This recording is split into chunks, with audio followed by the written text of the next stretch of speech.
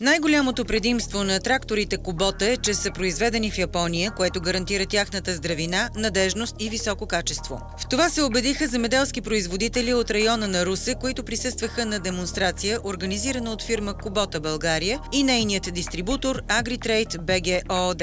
В полеви условия бяха представени моделите М9540, М108С, М130Х, съответно с мощност 95, 108 и 135 конски сили.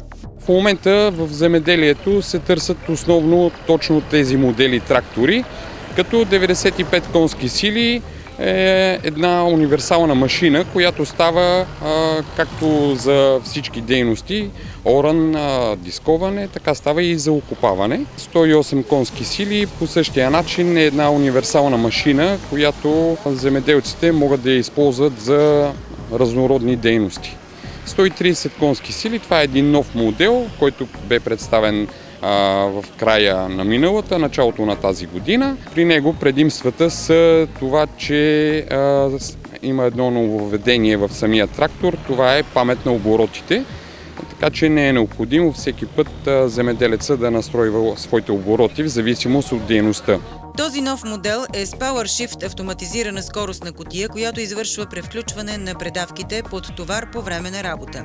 Един много добре балансиран трактор, който работи с прикачен инвентар, с работна ширина, която при други марки трактори не може да се постигне това нещо и постигат една доста добра икономия на гориво. Тракторите Кубота са с много добро съотношение цена-качество, подчерта Цветелин Цонев, и според него това обуславя голямото им търсене. По време на демонстрацията земеделските производители видяха предимствата и на прикачната техника, конструирана така, че обработките на почвата да бъдат минимизирани. А това пести време и разходи. 4-корпусният обръщателен плуг Лемкен, пословичен със своята издържливост, показа още веднъж, че на него може да се разчита при всякакви почвени условия. Ето и другите прикачни машини, които показаха прецизност и качество на полето край Русе.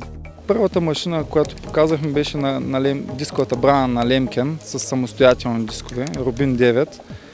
Идеята на тази брана е да работи на стърнище, като е оженато полето след пшеница, слънчоглед или царевица. Машината работи при минимизирани обработки, т.е. максимум с 2 минавания полето е готово за следваща обработка, сеитбата.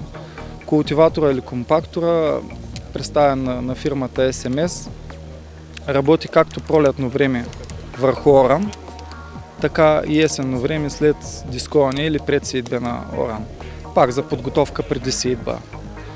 Сеялката на марката Алп, която демонстрирахме, е обикновена сеялка, механична, опростена и много достъпна като цена на едно доста добро качество за нашия пазар. Присъстващите на демонстрацията край Русе фермери останаха впечатлени от техническите характеристики на техниката.